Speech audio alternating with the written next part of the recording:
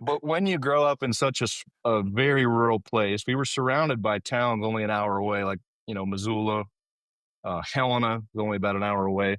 Missoula probably has 80,000 people. Helena has 45,000 people.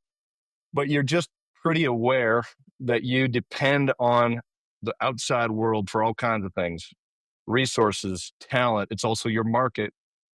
And I wanted a way to share what these rural places that are ecologically intact offer to the world, but also to share what we need from the world, And so the other thing is that I am somebody who I right out of grad school was involved with a failed meat company that tried to build a brand, Hmm. and it got a bath in kind of the commodity meat world in the US.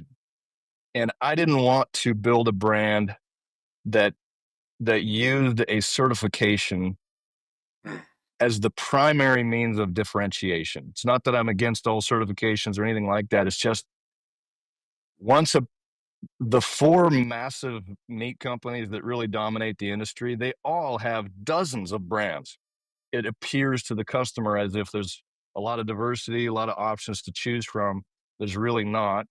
And it's so hard if somebody doesn't grow up in the meat industry. There's so many parts to it. There's the calf stage and the yearling stage and the feeding finishing stage, the farming stage, the actual packing stage, the distribution stage, the retail stage. Like it's just so complex.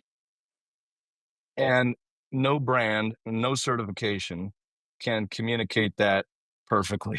It's quite imperfect on the shelf. So I wanted in an experiential way.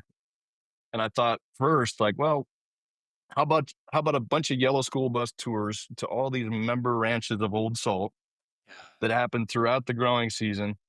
But when you think about taking bites of 20 and 40 people at a time, Right. it's not that I'll never do that sort of agritourism thing, but it's a festival was a way to bring a few thousand people to a place and have them not just see the landscape, but get to know each other and break bread. We've come together around food and fire for a long time as a Mhm. species. And it's a good setting to go deeper. That's might be you might recognize one of the bands or one of the chefs or one of the artisans, and you come out there with your family, but you end up finding your next business partner. You end up finding your next project to fund or your next investor.